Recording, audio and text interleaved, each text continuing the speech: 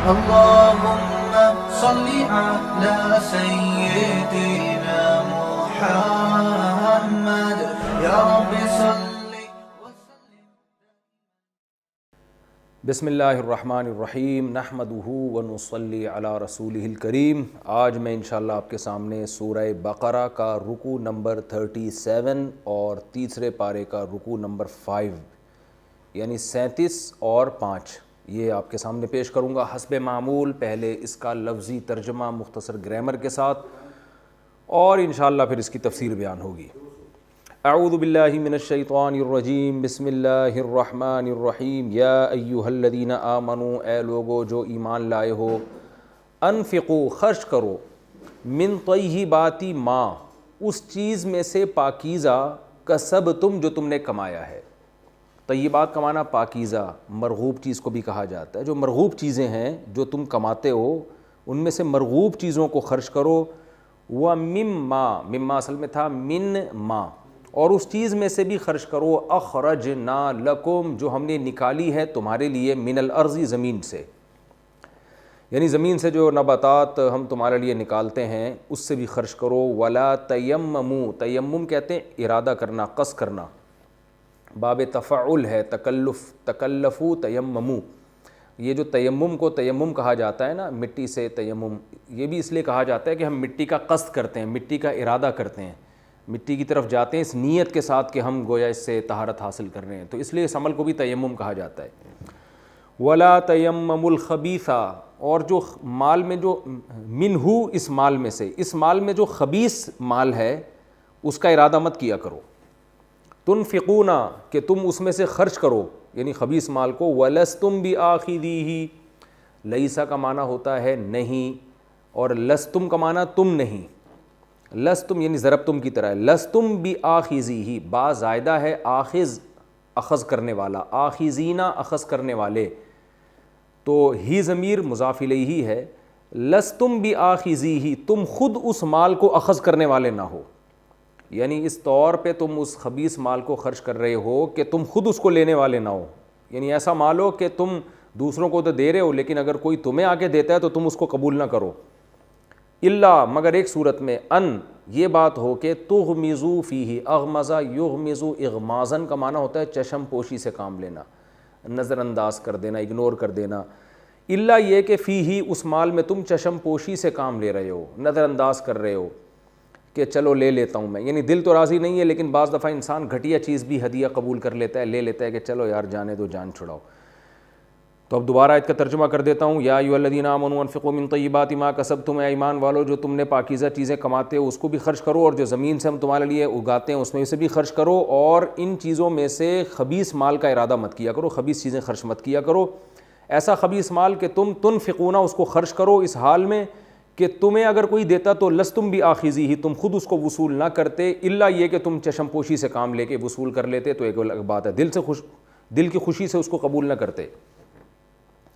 وَاعْلَمُوا اور جان لو ان اللہ غنی حمید کہ اللہ بے پرواہ ہے، اسے ضرورت نہیں ہے تمہارے صدقوں کی. غنی ہے، حمید قابل تعریف ہے، تو جو قابل تعریف ہوتا ہے اس سے اچھی چیز گفٹ دی جاتی ہے. یہ تفسیر میں انشاءاللہ اس کی ڈیٹیل میں بیان کروں گا. الشیطان یعدکم الفقر، شیطان تم سے ارادہ کرتا ہے فقر کا. یعدکم وعدہ کرتا ہے تم سے فقر و فاقہ کا. وَيَأْمُرُكُمْ بِالْفَحْشَاءِ اور تمہیں حکم دیتا ہے فحشاء کا، بے حیائی کا، بری بات کا. وَاللَّهُ يَعِدُكُمْ اور اللہ تم سے وعدہ کرتا ہے مغفرۃ منہ اپنی طرف سے مغفرت کا، وفضلا اور فضل کا، کہ اللہ کا فضل بھی ہوگا تم پر. واللہ واسع علیم اللہ خوب کشادگی والا اور جاننے والا ہے. یؤتی الحکمت آتا یوتی ایتاء عطا کرنا. حکمت کو کہتے ہیں، دین کی سمجھ بوجھ کو کہتے ہیں، حق اور باطل میں فرق کی صلاحیت کو بھی حکمت کہا جاتا ہے. یؤتی الحکمت جس کو چاہتا ہے حکمت عطا فرماتا ہے، حق اور باطل کی سمجھ بوجھ عطا فرماتا ہے. من یشاء جس کو چاہتا ہے. وَمَن یؤت الحکمہ اور وہ شخص جس کو حکمت دے دی جائے. یؤتا پیسو وائس ہے، اصل میں یؤتا یضربو کی طرح، جس کو دے دی جائے حکمت. فقد تو تحقیق، اوتیا وہ شخص دے دیا گیا، خیرن کثیرا، بہت بڑی خیر، یعنی جس کو اللہ یہ سینس عطا فرما دیں کہ صحیح کیا ہے غلط کیا ہے، یہ سینس جس کو مل جائے تو اس کو بہت بڑی خیر اللہ نے عطا کر دی ہے۔ وما یذکروا الا اولو الالباب، یذکروا اصل میں تھا یتذکروا، باب تفعل تصرف، اور نہیں نصیحت حاصل کرتے مگر اولو الالباب، عقل والے لوگ۔ لب کی جمع الباب آتی ہے، لب کہتے ہیں مغز کو، خالص عقل کو، تو نصیحت حاصل نہیں کرتے مگر خالص عقل والے لوگ۔ وما انفقتم، اور جو کچھ تم خرچ کرو، من نفقتن، کوئی بھی نفقہ، نفقہ خرچ کی ہوئی رقم کو کہا جاتا ہے، خرچ کی ہوئی چیز کو کہا جاتا ہے، کوئی بھی چیز جو تم خرچ کرو گے، او نظر تم، نظر ینظرو کا معنی ہوتا ہے نصر ینصرو کی طرح منت ماننا، نظر کہتے ہیں نا منت کو، او نظر تم من نظرین، یا تم کوئی بھی نظر مان لو، فإن اللہ یعلمہ، تو بے شک اللہ تعالیٰ اس کو جانتا ہے، وما للظالمین من انصار، اور نہیں ہوگا ظالموں کے لیے من انصار کوئی بھی مددگار، ناصر کی جمع انصار آتی ہے۔ ان تبدو الصدقاتی، ان کا معنی اگر، تبدو اصل میں تھا تبدیو، ابدا یا یبدیو ابداءن، اکرم یکرم اکرامن کی طرح، اس کا معنی ہوتا ہے ظاہر کرنا، کہتے ہیں نا بادی النظر میں مجھے یہ چیز اچھی لگی، آپ نے یہ دیکھا ہوگا اس کو لوگ پڑھتے ہیں بادی النظر، تو یعنی ظاہری طور پر۔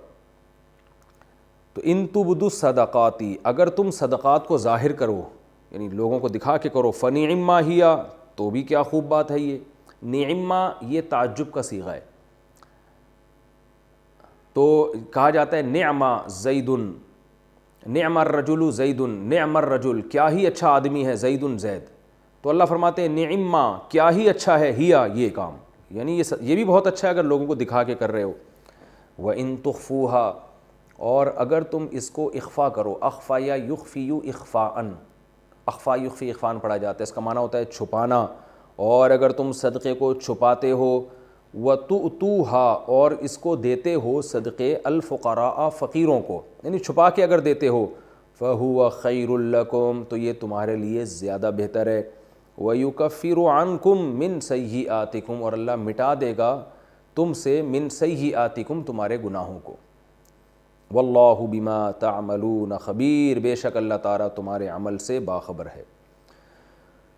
لیس علیکا، لیس کا معنی نہیں، نہیں ہے علیکا آپ پر، ہداہم ان کو ہدایت دینا، یعنی اے نبی اور اے وہ شخص جو قرآن کو پڑھ رہا ہے، ہر ایک سے خطاب ہے، ہر دعوت دینے والے سے خطاب ہے کہ آپ کے ذمے ان کو ہدایت دینا نہیں ہے، یعنی آپ کے ذمے تو صرف کام پہنچانا ہے، بات پہنچانا ہے، ان کو ہدایت پہ لانا آپ کے ذمے نہیں ہے۔ وَلَٰكِنَّ اللَّهَ يَهْدِي مَن يَشَاءُ، لیکن اللہ جس کو چاہتا ہے ہدایت دیتا ہے۔ وَمَا تُنْفِقُوا مِنْ خَيْرٍ، اور جو کچھ تنفقوا تم خرچ کرتے ہو، من خیرن کوئی بھی خیر میں سے، یعنی پیسوں میں سے، مال میں سے، کوئی بھی اچھی چیز تم خرچ کرتے ہو، فَلِأَنفُسِكُمْ، تو یہ ہے لِأَنفُسِكُمْ تمہارے فائدے کے لیے۔ انفس نفس کی جمع دل کو کہا جاتا ہے، انسانی ذات کو کہا جاتا ہے، یہ تمہاری ذاتوں کے فائدے کے لیے ہے۔ وما تنفقون، اور تم نہیں خرچ کرتے، الا ابتغاء، مگر صرف اور صرف تلاش کرنے کے لیے، وجہ اللہ، اللہ کے چہرے کو، یعنی اللہ کی ذات کی تلاش کے لیے تم یہ کام کرتے ہو۔ وما تنفقوا من خیر، اور جو کچھ تم خرچ کرو گے، من خیر اچھی چیز میں سے، یوفا الیکم پورا پورا لوٹا دیا جائے گا تمہاری طرف۔ وفا کا لفظ میں کئی دفعہ ڈیفائن کر چکا ہوں، یوفا یصرفو یسبحو کی طرح ہے، یوفا یو تھا اصل میں، پورا پورا چکا دیا جائے گا تمہاری طرف، وانتم لا تظلمون، اور تم پر ظلم نہیں کیا جائے گا۔ للفقراء الذین، یہ صدقے جو ہیں للفقراء ان فقیروں کے لیے ہیں، الذین وہ لوگ احصروا فی سبیل اللہ جو بند کر دیے جائیں اللہ کے راستے میں۔ احصار کا معنی ہوتا ہے، حصار ہوتے ہیں نا کہیں باؤنڈری کھینچ دینا تو بند ہو جائے آدمی، تو احصروا جن کو بند کر دیا جائے، یعنی جو باؤنڈ ہو جائیں اللہ کے راہ میں۔ لا یستطیعون ضربا فی الارض، وہ نہیں استطاعت رکھتے زمین میں ضرب کی۔ ضرب کا ایک معنی چلنا پھرنا بھی آتا ہے، تو زمین میں چلنے پھرنے کی استطاعت نہیں رکھتے، وہ باؤنڈ ہو جاتے ہیں اللہ کی خاطر۔ یحسبہم الجاہل اغنیاء من التعفف، جاہل، جاہل سے مراد ہے وہ جاہل نہیں جو جاہل ہم جس کو اردو میں کہتے ہیں نا جاہل آدمی، یہاں جاہل سے مراد ہے وہ شخص جو ان کی حالت کو نہیں جانتا. تو ایک عام آدمی جن کو ان کی کنڈیشن کا نہیں پتہ، وہ شخص جس کے پاس علم نہیں ہے ان کی حالت کا، اس کو جاہل کہا گیا ہے. یہ اردو والا جاہل نہیں ہے جو ایک گالی ہے. تو یہ عالم بھی یہاں جاہل ہو سکتا ہے، یعنی عالم ہو کے بھی جس کو ان کی حالت کا نہیں پتہ کہ کتنے غریب ہیں، تو اس کو قرآن نے یہاں جہل سے تعبیر کیا کہ کم علم لوگ، یعنی جن کو ان کے حالات کا علم نہیں ہے. یحسبوہم، وہ ان کے بارے میں سمجھتے ہیں اغنیاء، ان کو سمجھتے ہیں غنی، مالدار. جن کو ان کے حالات کا علم نہیں ہے وہ کم علم لوگ ان کو اغنیاء سمجھتے ہیں. یحسبو کا معنی سمجھتے ہیں، ان کے حساب میں یہ ہے، ان کے گمان میں یہ ہے کہ یہ غنی ہے، مالدار ہے. کیوں سمجھتے ہیں؟ من التعفف، تعفف کی وجہ سے، پاک دامنی کی وجہ سے. عفت کہتے ہیں اپنے آپ کو بچانا برائی سے، اپنے آپ کو بے عزت ہونے سے بچانا. تو جو زنا سے بچتا ہے اس کو بھی عفیف کہا جاتا ہے، جو بھیک مانگنے سے بچتا ہے اس کو بھی عفیف کہا جاتا ہے. یعنی جو بھی اپنی عزت کو بچا کے رکھے گا اور صبر کرے گا تو وہ شخص عفیف ہے قرآن کی نظر میں. تو من التعفف جو ہے یہ باب تفعل ہے، اس میں تکلف زیادہ ہے، یعنی خوب اپنی عفت کی حفاظت کرتے ہیں. تو اس پاک دامنی کی وجہ سے لوگ ان کو سمجھتے ہیں کہ یہ غنی ہے، حالانکہ وہ تو بیچارے غنی نہیں ہوتے. تعرفہم بسیماہم، تم ان کو پہچانو گے. عرف یعرف کا معنی پہچاننا، تم ان کو پہچانو گے بسیماہم. سیما علامت کو کہتے ہیں، چہرے پہ جو علامتیں ہوتی ہیں نا اس کو سیما کہا جاتا ہے. ان کے چہرے کی علامتوں سے تم ان کو پہچانو گے. جیسے سورہ فتح میں ہے نا، سیماہم فی وجوہہم من اثر السجود، صحابہ کی صفات ہے کہ ان کی جو نشانیاں ہیں نا وہ ان کے چہروں میں سجدوں کے آثار وہ تمہیں نظر آئیں گے ان کے چہروں میں. تو سیما نشانی کو کہا جاتا ہے. تم ان کو ان کی چہروں کی نشانیوں سے پہچانو گے، جس سے پتہ چل جائے گا کہ یہ فقیر ہیں. لا یسألون الناس، یہ لوگ لوگوں سے سوال نہیں کرتے. الحافا، لپٹ کر. الحاف کا معنی ہوتا ہے لپٹ جانا. یہ لحاف جو اردو میں استعمال ہوتا ہے نا بالکل وہی ہے. لحاف رضائی کو کہتے ہیں نا جو آپ پر چپک جاتی ہے، لپٹ جاتی ہے. اب تو کمبل آ گئے ہیں، رضائیاں ختم ہو گئی ہیں. تو الحاف کا معنی بھی لپٹنا. یہ لوگ لوگوں سے لپٹ کے مانگتے نہیں ہیں. وما تنفقوا من خیر، اور کچھ بھی تم خرچ کرو گے خیر میں سے، فإن اللہ بہ علیم، تو بے شک اللہ اسے جانتا ہے. یہ تو اس رکوع کا لفظی ترجمہ ہو گیا اور مختصر گرامر بھی ہو گئی. اب ہم اس کی تفسیر کی طرف چلتے ہیں. اس میں بھی خرچ کرنے کا حکم ہے جیسے پہلے رکوع میں تھا، لیکن پہلے رکوع میں اور اس رکوع کے مضمون میں تھوڑا فرق ہے. پہلے تو یہ بتایا جا رہا تھا کہ ریاکاری سے اور احسان جتلانے سے عمل ضائع ہوتا ہے. اب بتایا جا رہا ہے کہ صدقات و خیرات دینے کس کو چاہیے، زیادہ تر مستحق کون ہے، علانیتاً دینے چاہیے یا چھپ کے دینے چاہیے، اور دینی کیا چیز چاہیے یہ بھی بتایا جا رہا ہے، اور کن اموال میں سے دینا چاہیے یہ بھی بتایا جا رہا ہے. یا ایھا الذین آمنوا، اے ایمان والو، انفقوا من طیبات ما کسبتم، جو کچھ تم کماتے ہو اس میں سے پاکیزہ چیزیں خرچ کیا کرو. طیبات، دیکھیں طیب کا لفظ ہوتا ہے مرغوب، پاکیزہ. تو حلال چیز کو بھی طیب کہا جاتا ہے. وہ چیز جو نفیس ہو، جو ذرا کوالٹی وائز اچھی ہو، اس کو بھی طیب کہا جاتا ہے. تو یہاں طیب سے مراد ہے جو کوالٹی کے لحاظ سے اچھی چیز ہو، اس کو طیب کہا جا رہا ہے. کیونکہ بعض لوگ یہ کرتے تھے، آیت کا شان نزول بتاتا ہے نا کہ اس سے کیا مراد ہے. بعض لوگ کیا کرتے تھے جب اسلام نے صدقات و خیرات کی بہت ترغیب دی، تو بعض لوگ کیا کرتے تھے زکوٰۃ میں اور عشر میں اور یا ویسے صدقے میں جو سب سے گھر میں تھکی ہوئی چیز پڑی ہوئی ہوتی تھی نا، یہ ویسی بیکار ہے، کسی کے کام کی نہیں ہے، تو وہ لا کے صدقہ کر دیا کرتے تھے. اس پہ قرآن کی آیت نازل ہوئی کہ اے ایمان والو، جو کچھ تم کماتے ہو نا، کاروبار کرتے ہو، اس میں سے پاکیزہ چیز یعنی نفیس چیز خرچ کیا کرو. اور وَمِمَّا أَخْرَجْنَا لَكُم مِّنَ الْأَرْضِ، اور جو ہم زمین سے تمہارے لیے پیداوار اگاتے ہیں اس میں سے بھی خرچ کیا کرو. تو زمین کی جو پیداوار ہے اس میں جو خرچ ہے وہ عشر کہلاتا ہے، اور جو آپ کماتے ہیں، ارننگ ہے تجارت کے ذریعے، اس میں جو خرچ کیا جاتا ہے اس کو زکوٰۃ کہا جاتا ہے. تو اس آیت میں زکوٰۃ کا بھی حکم دیا جا رہا ہے اور اس آیت میں عشر کا بھی حکم دیا جا رہا ہے. زکوٰۃ کے احکام تو تفصیل سے میں بتا چکا ہوں، میرے اس پہ کلپ ہیں، علماء بھی بتاتے رہتے ہیں، وہ میں یہاں جاؤں گا اس کی تفصیل میں تو بہت لمبی بات ہو جائے گی. تو آپ جو کچھ بھی ارننگ آپ کی ہو رہی ہے اس میں سے خرچ کرنا چاہیے. اور بعض علماء یہ بھی کہتے ہیں اس میں کوئی اسپیسیفک زکوٰۃ یا عشر کا تذکرہ نہیں ہے، بلکہ اس میں نفلی صدقہ بھی داخل ہے. یعنی ایک ترغیب دی جا رہی ہے کہ ایمان والو، جو کچھ بھی کماتے ہو نا، چاہے تمہاری جاب ہو، تمہاری سیلری ہو تو اللہ کی راہ میں بھی اس میں سے خرچ کیا کرو. ایک ترغیبی حکم ہے. اگر ہم اس سے زکوٰۃ مراد لیتے ہیں تو پھر واجب حکم ہے, اگر ہم زکوٰۃ مراد نہیں لیتے تو پھر ترغیبی حکم ہے. لیکن حکم کا حاصل یہ ہے کہ جو کچھ تم یعنی خرچ کس میں سے کرنا ہے اور کیا کرنا ہے, یہ دو باتیں بتائی جا رہی ہیں. کس میں سے کرنا ہے؟ جو کچھ کما رہے ہو اس میں سے. اس لیے کہ شیطان یہ دل میں ڈال سکتا ہے کہ بھئی کچھ پیسے تو انسان کو غریبی میں مل جاتے ہیں, کہیں سے ہدیہ آ گیا, ابا کا انتقال ہوا تو وراثت مل گئی, تو اس میں سے خرچ کرنا آسان ہوتا ہے کیونکہ اس میں خون پسینہ نہیں لگا ہوتا.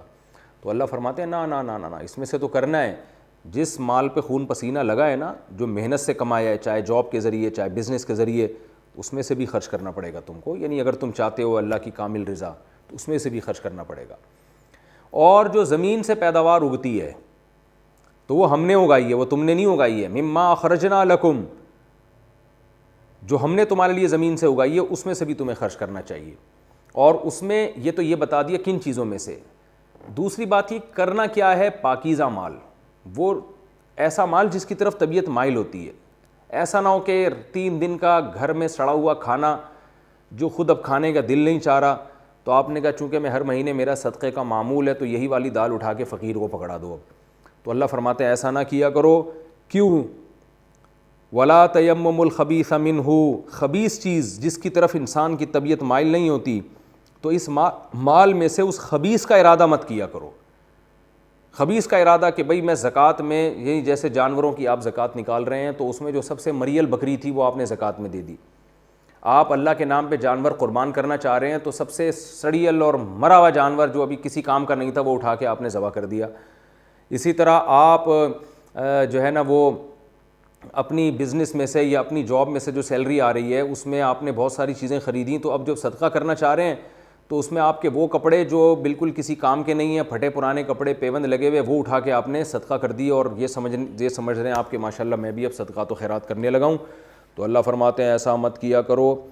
تنفقون, یہ وہ مال ہے جس کو تم خرچ کر رہے ہو. وَلَسْتُمْ بِآخِذِيهِ إِلَّا أَن تُغْمِضُوا فِيهِ, اگر کوئی اور تمہیں یہ مال دیتا تو تم خود اس کو وصول کبھی نہ کرتے, اللہ یہ کہ چشم پوشی سے کام لیتے. یعنی فقیر کے لیے وہی پسند کرو جو اپنے لیے پسند کرتے ہو. اپنے لیے خوشی سے ایسے مال کو قبول نہیں کرو گے. ہاں اگنور کرتے ہوئے قبول کر لو تو ایک الگ بات ہے. خوشی سے تم یہ نہیں چاہو گے کہ مجھے کوئی ایسی چیز ہدیے میں دے یا صدقہ دے. تو جو اپنے لیے پسند کرتے ہو وہی کسی دوسرے کے لیے پسند کرو. یہ اس آیت کی تفسیر ہے. اچھا, اس میں یہ خوب سمجھ لیں, یہ جو قرآن نے کہا ہے نا وَلَا تَيَمَّمُ الْخَبِيثَ مِنْهُ, کہ اس میں خبیث چیز کا ارادہ مت کرو, اس میں صاف بتا دیا کہ باقاعدہ بیکار چیز ارادہ کر کے صدقہ کرنا یہ بری بات ہے. اس میں 2 حالتیں مستثنیٰ ہیں. 2 صورتوں میں خبیث چیز بھی صدقہ کی جا سکتی ہے. ایک صورت تو یہ کہ آپ کے پاس نفیس مال ہے ہی نہیں, آپ خود غریب ہیں, آپ کے پاس جو کچھ پڑا ہوا ہے وہ ہے ہی لو کوالٹی کا, آپ خود غریب ہیں اور آپ صدقہ کرنا چاہ رہے ہیں, تو ایسی مجبوری میں اگر آپ خبیث چیز بھی صدقہ کر دیں گے تو کوئی گناہ نہیں ہوگا. جیسے حدیث میں آتا ہے اتقوا النار ولو بشق تمرۃ, اگر تمہارے پاس ایک کھجور ہے اور تم جہنم کی آگ سے بچنا چاہتے ہو صدقہ کر کے تو کوئی بات نہیں, اسی میں سے اتنا سا ٹکڑا توڑ کے کسی غریب کو دے دو. اب وہ اتنا سا ٹکڑا کیا غریب کے کام آئے گا, لیکن تمہاری استطاعت اتنی ہے تو پھر ٹھیک ہے. تو اگر کوئی کم تر چیز, لو کوالٹی کی چیز صدقہ کر رہا ہے اس لیے کہ ہائی کوالٹی کی چیز صدقہ کرنے کی اس بیچارے میں طاقت ہی نہیں ہے, تو پھر اس میں کوئی گناہ نہیں ہے. ایک بات ہو گئی. دوسری بات یہ ہو گئی کہ جو لوگ بھی صدقات و خیرات کرتے ہیں وہ معمول تو ان کا یہی ہوگا کہ ایک بہت لو کوالٹی کی چیز صدقہ نہ کیا کریں. لیکن اگر کوئی چیز گھر میں لو کوالٹی کی پڑی ہوئی ہے اور وہ ضائع ہو رہی ہے تو اب یہاں صدقہ کرنے کا مقصد اس کو ضائع کرنے سے بچانا ہے تو بھی یہ جائز ہے. مثال کے طور پر کھانے ہی کی مثال لے لیں. آپ کی عادت ہے غریبوں کو کھانا کھلانے کی, آپ اچھا کھانا کھلاتے ہیں, دیگے بنواتے ہیں, ان کو کھلاتے ہیں, پیٹ بھر کے غریب کھاتے ہیں, اللہ نے آپ کو استطاعت دی ہے. ایک دن کیا ہوا کہ گھر میں آپ نے فریج کھول کے دیکھا تو یار 4 دن کی دال پڑی ہوئی ہے. تو اب آپ کا جو صدقے کا معمول چل رہا ہے وہ تو اچھا کھانا ہی کھلا رہے ہیں آپ, لیکن آپ نے کہا یار یہ دال کھانے میں تو آئے گی نہیں, یہ میں کچرے میں پھینکوں گا, اس سے بہتر نہیں کسی غریب کو دے دی جائے. تو ایسی صورت میں اگر آپ وہ کسی غریب کو دیتے ہیں تو وہ اس آیت میں داخل نہیں, اس میں آپ کو انشاءاللہ گناہ نہیں ہوگا, کیونکہ آپ کا مقصد جو اصل صدقات و خیرات آپ کر رہے ہیں وہ تو اچھی کوالٹی کی چیزیں ہی صدقہ کر رہے ہیں. یہ آپ اس لیے صدقہ کر رہے ہیں کہ اس میں صدقہ مقصد نہیں ہے, بلکہ اس میں مقصد ہے کسی چیز کو ضائع ہونے سے بچایا جائے. صدقہ ایک ضمن میں ہو رہا ہے کہ ضائع ہونے سے نہیں کھائیں گے تو خراب ہو جائے گی یا کچرے میں پھینکنا پڑے گی، تو اس سے بہتر ہے بھائی کسی کے کام آ جائے۔ تو یہاں صدقہ مقصود نہیں ہوتا، بلکہ یہاں مقصد ہے اس چیز کو ضائع ہونے سے بچانا۔ اب پھینکنے سے بہتر ہے کہ آپ اس کو کسی غریب کو صدقہ کر دیں۔ اس کی مثال بالکل ایسے ہے جیسے اللہ حرام مال سے صدقہ قبول نہیں کرتا، لیکن علماء کہتے ہیں آپ کو بینک سے جو سود ملا ہے اب وہ پھینکنے سے بہتر ہے کہ آپ وہ کسی غریب کو دے دیں۔ یہاں بھی صدقہ مقصد نہیں ہے، بلکہ یہاں ہے اس حرام سے جان چھڑانا۔ تو اب حرام سے جان چھڑانے کے لیے کچرے میں پھینکیں گے، ضائع ہوگا، تو بہتر ہے کسی کے کام آ جائے، لیکن اس میں ثواب کی نیت نہیں کی جا سکتی، وہ خالص حرام ہے۔ یہاں ثواب کی نیت بھی آپ کر سکتے ہیں کہ اللہ ضائع ہونے سے بچانے کے لیے میں نے کہا کہ کچرے میں پھینکنے سے بہتر ہے کسی غریب کو کھلا دیا جائے، وہ کھا لے گا، تو یہاں ثواب بھی ملے گا آپ کو۔ یہ اس آیت میں داخل نہیں ہے۔ ایک بات تو یہ ہو گئی۔ دوسری بات کیا ہوئی کہ یہ جو قرآن نے کہا پاکیزہ چیزیں اور بالکل لو کوالٹی کا مال نہیں ہونا چاہیے، اعلیٰ کوالٹی کا ہونا چاہیے، تو اعلیٰ میں درمیانی کوالٹی بھی شامل ہے۔ اس میں پوری امت کا اجماع ہے کہ زکوٰۃ میں، قربانی میں اور ان تمام چیزوں میں درمیانی درجے کی چیز اگر دے گا نا کوئی تو وہ بھی جائز ہے، وہ بھی طیبات میں داخل ہے۔ یعنی اس سے بہت اعلیٰ کوالٹی مراد نہیں ہے، بہت اعلیٰ چیز دے گا تو اور اچھی بات ہے، لیکن بس ادنا نہ دے۔ ادنا سے مراد یہ کہ وہ چیز جو معاشرے میں گھٹیا سمجھی جاتی ہے، جس کو قرآن نے بتایا کہ کوئی تمہیں دے تو تم قبول نہ کرو اس کو، ایسی چیز نہ دو، تو درمیانے درجے کی۔ تبھی فقہا نے بیان کیا ہے نا کہ قربانی کے جانوروں کی جو شرطیں فقہا نے بیان کی ہیں کہ اللہ کے نام پہ جب جانور قربان کریں تو اتنا بوڑھا نہ ہو کہ وہ چلا ہی نہ جا رہا ہو اس سے، اور کان کٹا ہوا نہ ہو اس کا، اور دم نہ کٹی ہوئی ہو، اور بیماری نہ لگی ہوئی ہو کہ چل ہی نہ سکتا ہو، اندھا نہ ہو۔ تو یہ سب اسی آیت کی روشنی میں فقہا نے شرطیں بیان کی ہیں کہ درمیانے درجے کا جانور ہونا چاہیے، یعنی عیب سے پاک ہونا چاہیے۔ ورنہ لوگ کیا کرتے، جتنے لنگڑے لولے اندھے جانور ہیں سارے قربان کر دیتے، بقرعید کی قربانی بھی ہو جاتی اور وہ جانور بھی ٹھکانے لگ جاتے، تو وہ ایک ٹینشن ختم کرنے کے لیے قربانی کا سہارا لیا جاتا ہے۔ اس لیے منع کر دیا فقہا نے کہ جانور جو ہے درمیانے درجے کا ہوگا، اس میں یہ عیب نہیں ہوں گے۔ تو اسی طرح زکوٰۃ میں بھی فقہا بیان کرتے ہیں کہ اگر جانوروں کی زکوٰۃ نکالنی ہے، کسی کے پاس بکریاں ہیں تو بکری زکوٰۃ میں دینی ہے تو درمیانی درجے کی، ایسا بھی نہ ہو کہ سب سے کم تر درجے کی جو بکری تھی وہ آپ نے زکوٰۃ میں دے دی۔ اونٹ کا نصاب بھی ایسا ہی ہے، گائے کا نصاب بھی ایسا ہی ہے۔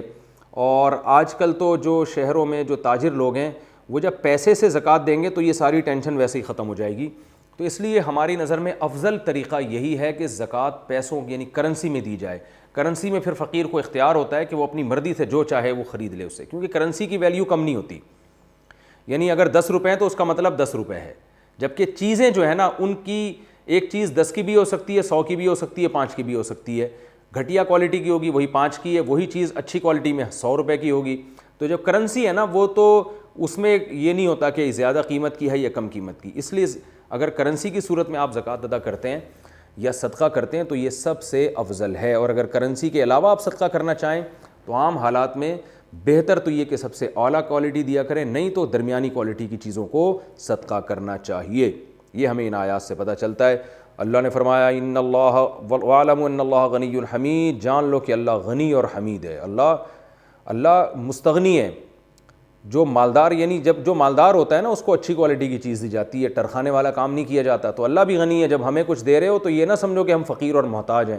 تو گویا اللہ نے بتا دیا کہ تم جو فقیروں کو دے رہے ہو نا تو اصل میں یہ فقیروں کو نہیں دے رہے، تم اصل میں اللہ کو دے رہے ہو۔ حمید قابل تعریف ہے، تو جو قابل تعریف ہوتا ہے اس کو جو ہے نا اسی حساب سے دیا جاتا ہے۔ الشیطان یعدکم الفقر، اللہ تعالیٰ چونکہ ہماری نفسیات سے واقف ہیں، اب ہم نے تو سوچا ہوا تھا جتنے پرانے کپڑے جو جہیز کے ہماری والدہ کو ملے تھے 50 سال پہلے، ہم صدقے کا ثواب حاصل کریں گے وہ کپڑے صدقہ کر کے، اور پھر پورے سال ہم آرام سے بیٹھ جائیں گے، صدقہ بھی ہو گیا، تسلی بھی ہو گئی، اور قرآن کی آیتوں پر بھی عمل ہو گیا۔ اور وہ جو دادی اماں کو جہیز میں پیٹی ملی تھی جس کے تالے بھی پرانے زمانے کے ہیں، اس میں 2-4 نایاب چیزیں نکلی ہیں، وہ بھی صدقہ کر دیں گے۔ لیکن اللہ تو کہہ رہا ہے کہ بھائی اچھی کوالٹی کی چیزیں صدقہ کیا کرو، تو فوراً شیطان وسوسے ڈالتا ہے، اس سے تو تم غریب ہو جاؤ گے، اس سے تو تمہاری دولت ختم ہو جائے گی، اس سے تو یہ ہو جائے گا، اس سے تو وہ ہو جائے گا۔ تو اللہ فرماتے ہیں الشیطان یعدکم الفقر، شیطان تم سے فقر و فاقہ کا وعدہ کرتا ہے، وہ تمہیں پکا وعدہ کر رہا ہے کہ دیکھو، یعنی وعدے کا مطلب ایسی امیدیں دلاتا ہے جو یقینی ہوتی ہیں، تمہیں لگے گا کہ یقینی ہے۔ یعنی امیدیں دلائے گا. امید سے مراد یہ کہ تمہیں بتائے گا کہ فیوچر میں تم فقر و فاقہ کا شکار ہو جاؤ گے اگر تم نے صدقہ کیا, اور ایسے کرے گا جیسے پکے وعدے کر رہا ہے کہ دیکھنا ہوگا ہی ہے, ایسے تمہارے دل میں وسوسے ڈالے گا. گویا پکا وعدہ کرنے والا آدمی جیسے وسوسے ڈالتا ہے نا, کہتا ہے تم نے یہ کیا تو دیکھنا ایسا ہو جائے گا, پھر نہیں کہنا کہ یہ کیوں ہو گیا. تو شیطان ایسے تمہارے دل میں خیالات ڈالے گا اور تمہیں یقین دلائے گا بھائی تم نے صدقات و خیرات کی اور اچھی کوالٹی کی چیزیں اور صدقے میں دینا شروع کر دی نا تو تمہارا تو بیڑا غرق ہو جائے گا. اللہ فرماتے ہیں شیطان ان چیزوں کے تم سے پکے وعدے کرے گا اور تمہارے دل میں وسوسے ڈالے گا, ڈرائے گا. وَيَأْمُرُكُمْ بِالْفَحْشَاءِ, اور اس بیس پر تمہیں بے حیائی کا حکم دے گا. فحشا اصل میں تو بے حیائی کو کہا جاتا ہے, بیہودہ کام, لیکن یہاں کنجوسی کو بے حیائی سے تعبیر کیا جا رہا ہے, اس لیے کہ بعض سخاوت کی چل رہی ہے نا, تو یہاں فحشا کا مطلب وہ بے حیائی نہیں ہے جس کو عرف میں بے حیائی کہا جاتا ہے, بلکہ یہاں بے حیائی سے مراد ہے کنجوسی. تو کنجوسی کو اللہ تعالیٰ نے بے حیائی کے لفظ سے تعبیر کیا ہے, اس لیے کہ بے حیائی کا برا ہونا سب کی سمجھ میں آتا ہے. کنجوسی کو ہر آدمی برا نہیں سمجھتا, بلکہ اس کو کفایت شعاری, قناعت پسندی اور فیوچر کی پلاننگ, ان خوشنما نعروں سے تعبیر کیا جاتا ہے. تو اس لیے اللہ نے فرمایا کہ شیطان تمہیں کنجوسی جیسی بے حیائی کا حکم دے گا. تو یہ گویا کہ یہ بھی بے حیائی کی طرح ہے, جیسے بے حیائی کو ہر سلیم الطبع آدمی نفرت کرتا ہے بے حیائی سے, تو ایسے ہی کنجوسی بھی اللہ کی نظر میں بے حیائی جیسی ہے, یہ بھی ہر سلیم الطبع آدمی کو اس سے نفرت ہونی چاہیے. تو شیطان تم سے فقر و فاقہ کے وعدے کر کر تم کو بے حیائی کے حکم دے گا. واللہ یعیدکم مغفرہ, لیکن اللہ تم سے مغفرت کے وعدے کرتا ہے, تمہارے گناہ معاف کرے گا صدقوں کے بدلے میں, منہ اپنی طرف سے. وہ فضل, اور فضل کے وعدے بھی کرتا ہے. فضل کا مطلب کرو اللہ کی راہ میں خرچ, اللہ تم پر اور فضل کرے گا, کیونکہ رزق کے خزانے اللہ کے ہاتھ میں.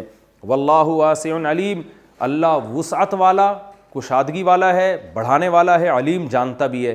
کیا مطلب, تم جب صدقے کرو گے تو اللہ جانتا ہے تمہاری نیکیوں کو, تو وہ غافل تھوڑی بیٹھا ہے, لہذا ریٹرن کرے گا, وہ لوٹائے گا, وہ تمہیں دنیا میں بھی نوازے گا, آخرت میں بھی نوازے گا. تو اس آیت سے بھی پتہ چلتا ہے کہ فقر و فاقہ کا خوف نہیں کرنا چاہیے. یاد رکھیں اس آیت کا صحیح مفہوم کیا ہے.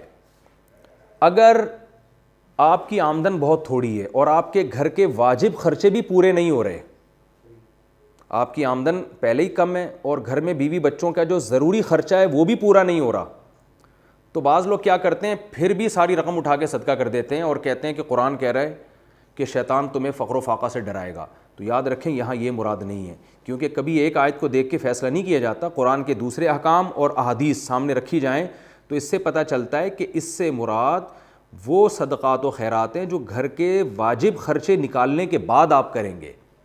اس لیے کہ رسول اللہ صلی اللہ علیہ وسلم نے فرمایا کہ جب خرچ کرو تو ابدأ بمن تعول, سب سے پہلے ان پہ خرچ کرو جو تمہارے اہل و عیال ہیں, ان کی بنیادی ضرورتیں آپ کو بہرحال پوری کرنی ہیں, پھر جو بچے گا وہ صدقہ کرنا ہے.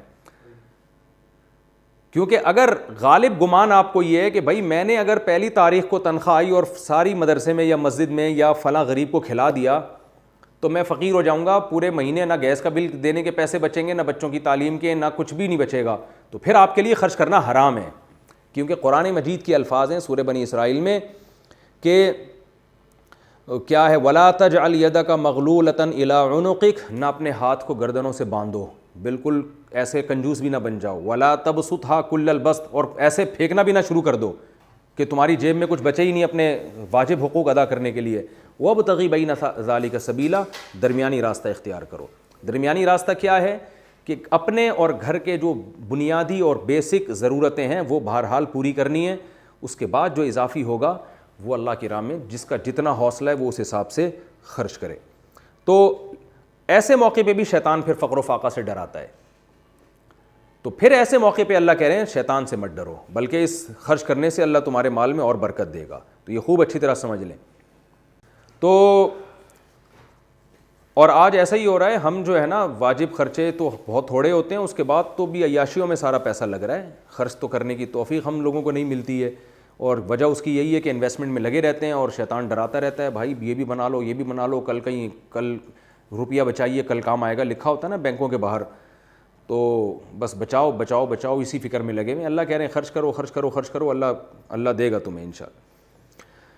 واللہ واسع علیم، اللہ کشادگی والا ہے اور علم والا ہے، یعنی اللہ سے فقر و فاقہ کا خوف مت کرو۔ اسی کو حدیث میں فرمایا انفق یا بلال ولا تخش من ذی العرش اقلال، آپ نے حضرت بلال رضی اللہ عنہ سے فرمایا، حالانکہ وہ تو غریب تھے، فرمایا بلال خرچ کر اور عرش والے سے فقر و فاقہ کا خوف مت کر، لیکن یہ اس تفصیل کے مطابق ہے جو میں نے ابھی آپ کو بتائی۔ فرمایا یؤتی الحکمت من یشاء، جس کو چاہتا ہے اللہ حکمت عطا کرتا ہے، یعنی دین کی سمجھ بوجھ، صحیح اور غلط کا میں فرق کرنے کی تمیز اللہ عطا کر دیتا ہے۔ اس کا فائدہ کیا ہوتا ہے کہ وہ فیصلہ کرتا ہے پھر کہ خرچ کرنا ہے یا نہیں کرنا۔ جس کو حکمت نہیں ملتی وہ کیلکولیٹر لے کے بیٹھا رہتا ہے کہ خرچ کروں گا تو پیسے ختم ہو جائیں گے، کم ہو جائیں گے، فقیر بن جاؤں گا۔ اور جس کو حکمت ملی ہے وہ جانتا ہے کہ رزق کے خزانے اللہ کے ہاتھ میں ہیں، اور جو شریعت نے جہاں واجب خرچے کیے ہیں وہ تو پہلے کروں گا، جو اضافی ہے وہ اللہ کی راہ میں لگاؤں گا میں، تو اس سے اللہ اور عطا فرمائے گا۔ تو اللہ فرماتے ہیں جس کو چاہتا ہے اللہ سمجھ بوجھ عطا کرتا ہے۔ اور یاد رکھو ومن یؤت الحکمت، جس کو حکمت عطا کی گئی ہے فقد اوتی خیرا کثیرا، اسے بے پناہ خیر اللہ نے دے دی ہے۔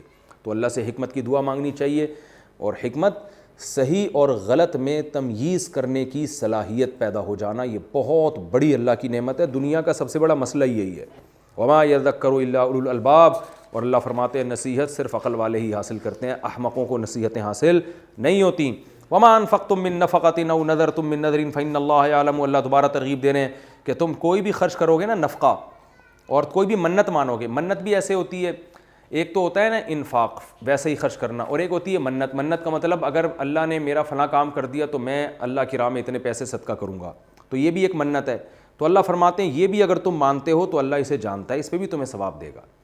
تو منت کا حکم یہی ہے کہ اگر آپ نے مشروط منت مانی تھی کہ اگر اللہ نے یہ کیا تو میں یہ اتنے پیسے خرچ کروں گا، تو وہ منت پوری کرنا واجب ہے، اور یہ بہت سخت حکم ہے شریعت کا۔ اس میں بعض دفعہ لوگ ایسی منتیں مان لیتے ہیں کہ میں اپنی پورا مال صدقہ کروں گا، تو پھر پورا مال صدقہ کرنا ان پہ واجب ہو جاتا ہے سوائے اپنے کھانے پینے کے پیسے۔ تو اس لیے منت ماننے سے پہلے سوچنا چاہیے، اور منت زبان سے ہوتی ہے، دل میں نیت سے نہیں ہوتی۔ تو منت نمازوں کی بھی ہوتی ہے، حج کی بھی ہوتی ہے، جو بھی عبادات ہیں ان کی منت جو ہے نا مانی جاتی ہے، پوری کرنا واجب ہے۔ البتہ جو کام عبادت میں نہیں ہے، براہ راست یعنی عبادت مقصودہ میں نہیں ہے، اس کی منت منعقد نہیں ہوتی۔ جیسے کوئی کہے کہ میرا اگر یہ کام ہو گیا تو میں تبلیغ میں 40 دن لگاؤں گا، یا میں اتنے پارے تلاوت کروں گا، تو اس منت کا پورا کرنا واجب نہیں ہے، کیونکہ تلاوت ثواب کا کام تو ہے لیکن براہ راست عبادت نہیں ہے۔ تبلیغ میں وقت لگانا ثواب کا کام تو ہے لیکن براہ راست عبادت نہیں ہے، بلکہ عبادت کا ایک ذریعہ ہے۔ تو ہر ثواب کا کام منت میں پورا نہیں۔ اس کی مثال ایسے ہے جیسے آپ کہیں کہ میرا فلاں کام ہو گیا تو میں ابا سے اخلاق سے بات کروں گا، تو یہ منت ابا سے تو اخلاق سے ویسے ہی بات کرنا واجب ہے، لیکن یہ منت کی وجہ سے آپ پر واجب نہیں ہوگی، کیونکہ یہ براہ راست عبادت نہیں ہے، بلکہ ایک شریعت کا حکم ہے آپس کے معاملات میں کہ ایک دوسرے سے اچھا سلوک کرو۔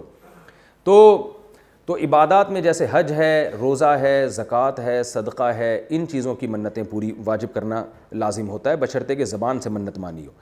اور منت جو ہے یہ معلق بھی ہوتی ہے، غیر معلق بھی۔ معلق کا مطلب یہ کہ اگر میرا یہ کام ہوا تو میں اتنے پیسے صدقہ کروں گا، تو وہ کام اگر ہو گیا تو صدقہ واجب ہے، نہیں ہوا تو واجب نہیں ہے۔ اور بغیر شرط کے بھی ہوتی ہے کہ آپ دل میں یعنی زبان سے یہ کہہ دیں کہ میں فلاں دن روزہ رکھوں گا، یا میں اگلے مہینے اتنے پیسے صدقے کروں گا، تو یہ بھی منت پھر زبان سے اگر آپ نے منت کی نیت سے یہ الفاظ کہے ہیں تو پھر اس پر بھی یعنی آپ کو پورا کرنا واجب ہے، اور قرآن میں اس کی بڑی تاکید ہے، احادیث میں بھی۔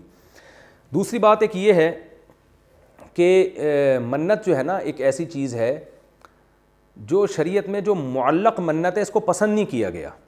حدیث میں آتا ہے کہ منت جو شخص مانتا ہے نا تو اس کے ذریعے ہوتا وہی ہے جو تقدیر میں لکھا ہوا ہے، لیکن کنجوسوں کی جیب سے پیسہ نکلتا ہے۔ حدیث کا مفہوم بیان کر رہا ہوں، یعنی ایک آدمی ویسے خرچہ کرتا نہیں ہے تو اللہ اس کو بیماریوں میں ڈال دیتا ہے، پھر وہ منتیں مانتا ہے کہ میں ٹھیک ہو گیا تو میں اتنے پیسے صدقہ کروں گا۔ تو یہ کنجوسوں کی جیب سے پیسے نکالنے کا ایک طریقہ ہے۔ تو اس سے پتہ چلتا ہے کہ ویسے ہی صدقہ کرنا چاہیے، منتیں مان کے صدقہ اپنے اوپر واجب کرنا شریعت میں پسند نہیں ہے، اور اس کو ناپسند کرنے کی ایک وجہ یہ جائز تو ہے لیکن پسند کیوں نہیں ہے، اس کی ایک وجہ یہ ہے کہ گویا ایک طرح سے اللہ سے مقابلہ ہو رہا ہے کہ اللہ اگر تو میرا مریض ٹھیک کرے گا تو میں صدقہ کروں گا، ٹھیک نہیں کرے گا تو جاؤ ہم بھی نہیں کر رہے صدقہ۔ تو یہ اس میں یعنی مطلب یہ کہ ایک قسم کا گویا اللہ کو چیلنج کیا جا رہا ہے، تو مقابلے بازی کی ایک صورت ہے۔ تو ہونا تو یہ چاہیے اللہ تو میرا مریض ٹھیک کر یا نہیں کر، ہم نے تو صدقہ کرنا ہے، یوں ہونا چاہیے۔ تو بہرحال منت ایک شرعی حکم ہے, اگر کوئی مانتا ہے تو پوری کرنا واجب ہے. تو اللہ نے فرمایا تم کوئی بھی خرچ کرتے ہو یا منت مانتے ہو تو اللہ جانتا ہے, اس کا ثواب تمہیں ملے گا. اور ظالموں کے لیے قیامت کے دن کوئی مددگار نہیں ہے, جو کنجوس لوگ ہیں جو اللہ کی راہ میں خرچی نہیں کرتے. ان تبدوا الصدقاتی, اب تک تو یہ بیان تھا کن چیزوں میں سے صدقہ کرنا ہے, کیا صدقہ کرنا ہے. اب بتایا جا رہا ہے کیسے صدقہ کرنا ہے, لوگوں کو دکھا کے کرنا ہے یا چھپا کے کرنا ہے. تو اللہ فرماتے ہیں اگر تم صدقات و خیرات دکھا کر کرو گے, ظاہر کر کے کرو گے, فنعم ہی, تو بھی یہ بڑا اچھا کام ہے, بشرطے کہ ریا نہ ہو. کیونکہ پچھلے رکوع میں یہ تفصیل سے بات گزر چکی ہے کہ پبلک کو دکھانے کے لیے اگر کام ہو رہا ہے تو ثواب نہیں ملتا. تو یہاں ویسے ہی دکھانے کے لیے کام دکھا کے کر رہے ہو تو بھی ٹھیک ہے. وَإِن تُخْفُوهَا, لیکن اگر تم چھپا کے کرتے ہو, وَتُؤْتُوهَا الْفُقَرَاءَ, اور غریبوں کو دیتے ہو چھپا کے, یعنی فَهُوَ خَيْرٌ لَكُمْ, تو یہ تمہارے لیے زیادہ بہتر ہے اور اللہ تمہارے گناہوں کو معاف کرے گا. گناہ تو دکھا کے صدقہ کریں گے تو بھی معاف کرے گا, لیکن چھپا کے صدقہ کرنے میں گناہ کی معافی کا امکان زیادہ ہے. واللہ بما تعملون خبیر, اللہ تمہارے عمل سے باخبر ہے. تو یہ اصل میں عام حالات میں حکم دیا گیا کہ نارملی صدقہ چھپا کے کرنا یہ دکھا کے کرنے سے زیادہ افضل ہے. عام حالات میں اصل حکم یہی ہے جو قرآن نے بیان کیا, اور اس میں گناہوں کی معافی زیادہ ہے. اور صحیح حدیث میں آتا ہے, آپ صلی اللہ علیہ وسلم نے فرمایا سب سے افضل صدقہ یہ ہے ما تنفق یمینہ لا تعلم شمالہ ما تنفق یمینہ, کہ دائیں ہاتھ سے دے تو بائیں کو بھی پتہ نہ چلے. یہ نارملی حکم ہے, لیکن بعض دفعہ یہ حکم چینج ہو جاتا ہے.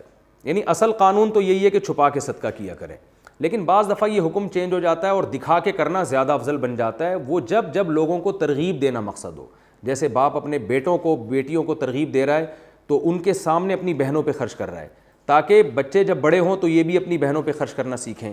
اور باپ اپنے ماں باپ پہ اپنی اولاد کو دکھا کے خرچ کر رہا ہے, تاکہ جب یہ بوڑھا ہو تو ان کے بچوں کو بھی خیال آئے کہ ہم نے ماں باپ پہ خرچ کرنا ہے. کوئی جو ہے نا مفتی ہے, کوئی عالم ہے, کوئی بزرگ ہے, وہ لوگوں کو دکھا کے سب کو کھانا کھلا رہا ہے, تاکہ لوگوں کو ترغیب ہو کہ بھائی دیکھو جب یہ کھلا سکتے ہیں تو ہمارا بھی فرض بنتا ہے کہ ہم کھلائیں. میں نے بڑے بڑے علماء کو دیکھا ہے جو بڑے غریب تھے, لیکن جب وہ چندے کا اعلان کرتے ہیں تو اپنی جیب سے پیسے نکال کے پہلے ڈال رہے ہوتے ہیں. ہم نے دیکھا ہے لوگوں کو دکھانے کے لیے کہ بھئی دیکھو ہم کم آمدن میں ہو کے بھی اتنا کچھ کر رہے ہیں, تو آپ جن کو اللہ نے زیادہ دیا ہے وہ زیادہ کریں. تو اگر لوگوں کو ترغیب دینے کے لیے آپ دکھا کے خرچ کر رہے ہیں, تعلیم کے لیے, تو پھر اس صورت میں دکھا کے خرچ کرنا زیادہ افضل ہے. لیکن عام اصل حکم یہی ہے کہ چھپا کے خرچ کیا جائے. تو اس لیے علماء فرماتے ہیں کہ کبھی دکھا کے کریں اور زیادہ تر چھپا کے کریں. لیس علیک ھداھم ولکن اللہ یہدی من یشاء, لیس علیک ھداھم ولکن اللہ یہدی من یشاء. اس آیت کا ایک شان نزول ہے. صحابہ کرام بعض دفعہ اپنے کافر رشتہ داروں پہ بھی مال خرچ کیا کرتے تھے تاکہ ان کو ایمان کی توفیق ملے. تو ان کو سوال ہوتا تھا پتہ نہیں کافر پہ خرچ کرنے کا ثواب ملے گا کہ بھی نہیں ملے گا. دوسری بات, اگر ہم ان کو پہ خرچ نہیں کریں گے تو یہ اسلام کے قریب نہیں آئیں گے, تو کیا ہمیں گناہ تو نہیں ملے گا؟ تو اللہ نے ان دونوں باتوں کا جواب دیا. پہلی بات, اگر یہ ہدایت پہ نہیں آتے تو آپ کو گناہ نہیں ملے گا, کیونکہ آپ کا کام ہے بات پہنچا دینا. آپ نے پہنچا دی, وہ عمل کریں گے تو ان کی مرضی, نہیں کریں گے تو آپ سے نہیں سوال کیا جائے گا. لہذا اگر آپ ان پہ خرچ نہ کریں تو کوئی گناہ نہیں ہے. ایک بات تو یہ کہ آپ کے ذمے ان کی ہدایت نہیں ہے. دوسری بات یہ کہ خرچ کرنے پر اللہ کی طرف سے پابندی نہیں ہے. وہ کافر پہ بھی خرچ کریں گے تو ثواب ملے گا. اور یہ نہ سوچو کہ یہ تو اللہ کا نافرمان ہے تو ہم اس کو کیوں کھلا رہے ہیں. تو بتا دیا کہ تم جو اس کو کھلا رہے ہو نا اپنے فائدے کے لیے کھلا رہے ہو, کہ تم اپنے فائدے کے لیے کھلا رہے ہو تو ثواب یعنی اہل ایمان ہی کو لوٹے گا اس کا. تو کافر کو اتنا فائدہ نہیں ہوگا جتنا تمہیں فائدہ ہوگا. لہذا غیر مسلم کو بھی تم کھانا کھلا سکتے ہو اور اس پہ بھی صدقہ کر سکتے ہو. لیس علیک ھداھم, اللہ نے فرمایا اے نبی آپ پر ان کی ہدایت فرض نہیں ہے ان کافروں کی. اور نبی کے توسط سے سب قیامت تک آنے والے مسلمانوں کو بتایا جا رہا ہے کہ آپ پر فرض نہیں ہے. ولکن اللہ یہدی من یشاء, یہ تو اللہ کے ہاتھ میں جس کو چاہتا ہے ہدایت دیتا ہے, جس کو چاہتا ہے بغیر صدقے کے بھی ہدایت دے دے گا. یعنی کافر پہ خرچ نہیں بھی کرو گے تو بھی مسلمان ہو جائے گا, اور کرو گے ہو سکتا ہے نہ ہو مسلمان. تو ذمہ داری آپ کی نہیں ہے. رہی بات صدقے کی, وما تنفقوا من خیر, تو تم کوئی بھی خیر کا کام کرتے ہو خرچ کرتے ہو فلانفسکم, تو اپنے فائدے کے لیے کر رہے ہو. تو کافر کو بھی اگر کھلا رہے ہو تو اپنے فائدے کے لیے کھلا رہے ہو، تو فائدہ تم ہی کو ہوگا، اس لیے کھلا دیا کرو۔ وما تنفقون الا ابتغاء وجہ اللہ، اور جو کچھ تم خرچ کر رہے ہو یہ اللہ کی رضا کے لیے کر رہے ہو، تو لہذا اس میں کوئی حرج نہیں ہے کہ کافر کو کھلاؤ یا مسلم کو کھلاؤ۔ وما تنفقوا من خیر یوفی الیکم، اور جو کچھ تم خیر کا کاموں میں خرچ کرو گے تمہاری طرف لوٹایا جائے گا، یعنی غیر مسلم کو بھی کھلاؤ گے، اس پہ بھی خرچ کرو گے تو فائدہ تم ہی کو ہوگا۔ وانتم لا تظلمون، اور تم پر ظلم نہیں کیا جائے گا، تمہارا کوئی نقصان اس میں نہیں ہوگا۔ اس میں 2-4 منٹ ذرا زیادہ لوں گا تاکہ یہ رکوع کمپلیٹ ہو جائے، اور چونکہ اس میں جو علمی نکات تھے وہ میں نے تفسیر کے دوران ہی بیان کر دیے ہیں، لہذا وہ الگ سے میں ہائی لائٹ نہیں کروں گا، پھر ہم اگلے ایپیسوڈ میں اگلے رکوع کی طرف جائیں گے۔ اللہ نے فرمایا تم پر ظلم نہیں ہوگا، یہاں ظلم سے تعبیر کیا ہے، گویا اللہ پورا پورا بدلہ دیں گے، اس میں کمی نہیں کریں گے، تو اس لیے، ورنہ اللہ تھوڑی ظلم کر سکتا ہے، اگر اللہ بدلہ نہ بھی دے تو بھی یہ ظلم نہیں ہے، یعنی اللہ ہم سے ہمارے زبان میں بات کر رہے ہیں، ہمارے الفاظ میں بات کر رہے ہیں، تو اس سے یہ بھی پتہ چلتا ہے کہ غیر مسلم پہ خرچ کرنا بھی جائز ہے۔ البتہ وہ غیر مسلم جو میدان جنگ میں آپ سے لڑ رہا ہو، یہ اسلام دشمنی کر رہا ہو، اس پہ خرچ کرنا جائز نہیں ہے، قرآن میں یہ دوسرے مقام پہ اللہ نے بتایا ہے، اور یہ 28ویں پارے میں صاف طور پہ ہے کہ جو اسلام دشمن ہے ان پہ نہیں تم خرچ کر سکتے، ان سے اچھا سلوک نہیں کر سکتے۔ ہاں جو اسلام دشمن نہیں ہے، محض وہ ایک دوسرے مذہب کو فالو کر رہے ہیں تو ان پہ خرچ کیا جا سکتا ہے، اور اگر اسلام کی تبلیغ کے لیے کیا جائے تو اور اچھی بات ہے۔ یہ اس آخری آیت جو ہے اس میں اللہ نے بتا دیا کہ کون لوگ خیرات کے زیادہ مستحق ہیں۔ للفقراء الذین، فرمایا صدقے کرو کس کو، میں نے بتایا تھا اس رکوع میں سب سے پہلے یہ بتایا ہے کہ کس مال میں خرچ کرنا ہے، 2 چیزیں بتا دیں، یہ خلاصہ بتا رہا ہوں، 2 چیزوں میں خرچ کرنا ہے، یعنی پیداوار میں بھی اور جو کماتے اس میں بھی۔ دوسرا اللہ نے بتا دیا کہ کیا خرچ کرنا ہے، تو بتایا پاکیزہ مال کو خرچ کرنا ہے۔ تیسرا بتا دیا کیسے خرچ کرنا ہے، تو بتایا کہ دکھا کے بھی کر سکتے ہو، چھپا کے بھی کر سکتے ہو، چھپانا زیادہ بہتر ہے، اور چوتھا غیر مسلم پہ بھی خرچ کر سکتے ہو۔ اب آخر میں بتایا جا رہا ہے کون لوگ اس کے اولین مستحق ہیں، دینا کس کو ہے، تو للفقراء الذین احصروا فی سبیل اللہ، سب سے زیادہ مستحق وہ لوگ ہیں جن میں 2 کوالٹی ہیں۔ ایک تو یہ کہ انہوں نے اپنے آپ کو اسلام کی خدمت کے لیے باؤنڈ کر لیا ہے، احصروا فی سبیل اللہ، اللہ کے راستے میں بند ہیں، چاہے وہ مجاہدین ہو جو بارڈر پہ لڑ رہے ہوتے ہیں، وہ کما نہیں سکتے بیچارے، چاہے وہ تبلیغی جماعت میں کوئی شخص ہو جس نے دین کی خدمت کے لیے اپنے آپ کو وقف کر دیا، چاہے وہ دینی مدارس کے طلبہ ہوں جو علم میں صبح و شام مشغول ہیں اور اس علم حاصل کرنے کی وجہ سے کما نہیں سکتے، جیسے کہ اصحاب صفہ تھے، عبداللہ بن مسعود اور کچھ صحابہ تھے جو چبوترے پہ آ کے بیٹھ گئے تھے کہ جب بھی نبی گزریں گے ان سے ہم کوئی حدیث لیں گے، انہوں نے 24 گھنٹے اپنے آپ کو وقف کر دیا تھا علم حاصل کرنے کے لیے۔ اور قرآن میں آتا ہے کہ کچھ ایسے لوگ معاشرے میں ہونا ضروری ہیں جو اپنے آپ کو علم کے لیے وقف کر دیں، فلولا نفر من کل فرقۃ منہم طائفۃ لیتفقہوا فی الدین، کچھ ایسے لوگ ہونے چاہیے جو دین میں تفقہ کے لیے فارغ ہو جائیں بالکل، تو اس میں دینی مدارس کے طلبہ بھی داخل ہیں کہ جو اب کما نہیں سکتے، کیونکہ کمانے کی فکر کریں گے تو علم کون حاصل کرے گا۔ اسی طرح وہ علماء جنہوں نے اپنے آپ کو دینی خدمتوں کے لیے وقف کر دیا ہے اور اس بیس پر نہ وہ بزنس کر سکتے ہیں نہ وہ جاب کر سکتے ہیں، وہ اوڑھنا بچھونا ان کا دین کی تبلیغ ہے، تو ہر وہ شخص جو اللہ کی راہ میں باؤنڈ ہو گیا ہو، صحابہ کرام جنہوں نے مکہ سے مدینہ ہجرت کی اللہ کی خاطر، دین کی خاطر، دین کو دنیا میں غالب کرنے کی خاطر، اب وہ بیچارے کاروبار چھوڑ کر آ گئے، اب وہ بزنس کر نہیں پا رہے ہیں کیونکہ مل نہیں رہا ہے اجنبی جگہ پہ، تو ہر وہ شخص جو اس بیس پہ فقیر ہو، غریب ہو کہ اس نے اپنے آپ کو باؤنڈ کر لیا ہے، یعنی باؤنڈ کر دیے گئے ہیں وہ اللہ کی راہ میں، اور لا یستطیعون ضربا فی الارض، زمین میں چل پھر نہیں سکتے، یہاں چلنے پھرنے سے مراد مطلق چلنا نہیں، یعنی کمانے کے لیے چل پھر نہیں سکتے وہ، تو یحسبهم الجاہل اغنیاء من التعفف، تو ایک کوالٹی تو ان میں یہ ہو کہ اللہ کے دین کے لیے اپنے آپ کو وقف کر دیا ہو، دوسری کوالٹی کیا ہو کہ مستغنی ہو، بھیکاری نہ ہو کہ لوگوں کے سامنے ہاتھ پھیلاتے ہوں، ایسی حالت ہو کہ عام آدمی ان کو سمجھتا ہو کہ یہ مالدار ہیں، یعنی وہ کبھی اپنی ضرورت لوگوں کے سامنے بیان نہیں کرتے، اور تعفف اور پاک دامنی کی وجہ سے لوگ ان کو مالدار سمجھتے ہیں۔ تعرفہم بسیماہم، اللہ فرماتے ہیں فقر و فاقہ کی یہ حالت ہے کہ بسا اوقات ان کے چہروں سے تمہیں پتہ چل جائے گا کہ یہ غریب ہیں، حلیے سے پتہ چل جائے گا کہ یہ غریب ہیں، یعنی ایسے حالات ان کے ہو جاتے ہیں۔ لا یسألون الناس الحافا، لوگوں سے چپک کے مانگتے نہیں ہیں، یہاں مراد یہ نہیں ہے کہ بغیر چپکے مانگتے ہیں، بلکہ فقیر عام طور پہ چمڑ جاتا ہے انسان سے، تو یہ فقیروں کی ایک عام عادت بیان کی جا رہی ہے، مقصد یہ ہے کہ لوگوں سے مانگتے نہیں ہیں وہ، تو اس لیے اللہ فرماتے ہیں سب یہ ہیں اصل مستحق۔